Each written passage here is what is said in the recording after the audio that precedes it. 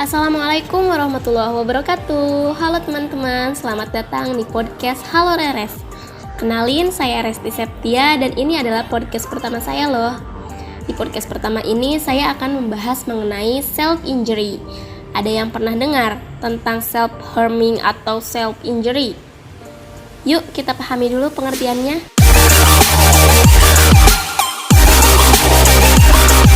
Self-injury adalah perilaku menyakiti dan melukai diri sendiri yang dilakukan secara sengaja. Ini merupakan salah satu bentuk dari gangguan perilaku yang terkait dengan sejumlah penyakit kejiwaan. Self-injury dapat berupa tindakan melukai tubuh dengan benda tajam atau benda tumpul, seperti menyayat atau membakar kulit, memukul tembok, membenturkan kepala, dan mencabuti rambut. Penderita self-injury juga dapat dengan sengaja menelan sesuatu yang berbahaya, seperti cairan deterjen atau obat nyamuk, bahkan menyuntikkan racun ke dalam tubuh. Oke, sebelum ke pembahasan lebih lanjut, izinkan saya menceritakan pengalaman seorang teman dengan self-injury-nya.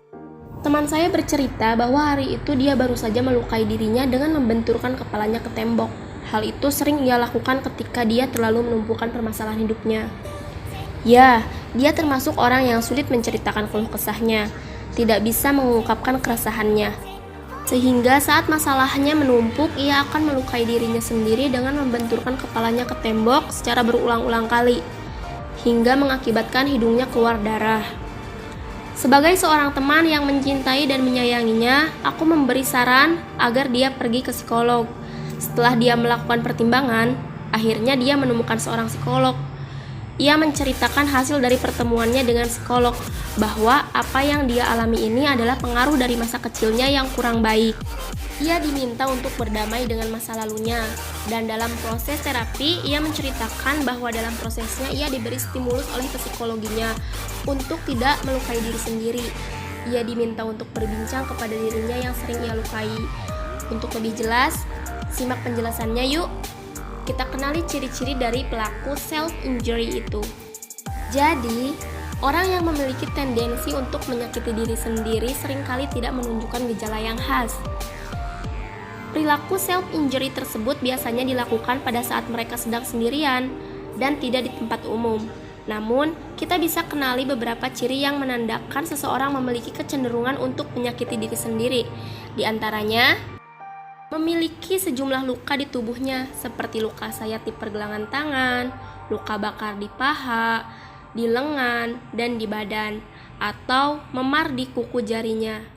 Namun, mereka akan menyembunyikan luka tersebut dan akan menghindar bila ditanya apa penyebabnya.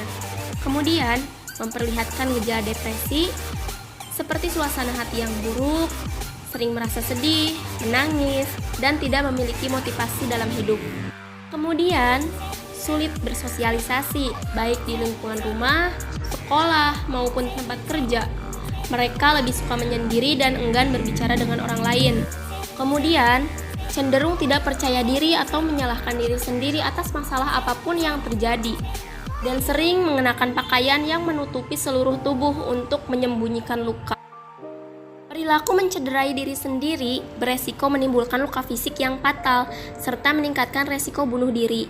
Lantaran aksi nekatnya, tak jarang perilaku self-injury harus dirawat di rumah sakit atau bahkan berakhir dengan kecacatan permanen hingga kematian.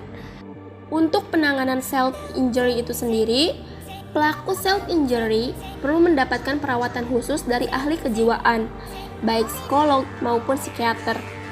Psikolog atau psikiater akan melakukan pemeriksaan untuk mendiagnosis perilaku self-injury dan menentukan penyebabnya. Penanganan akan diberikan sesuai penyebab munculnya perilaku ini. Secara umum, ada beberapa langkah penanganan pada penderita self-injury yang meliputi perawatan medis. Penderita self-injury yang mengalami luka atau masalah kesehatan lain perlu segera mendapat pertolongan medis, baik berupa rawat jalan maupun rawat inap. Kemudian, terapi dan konseling.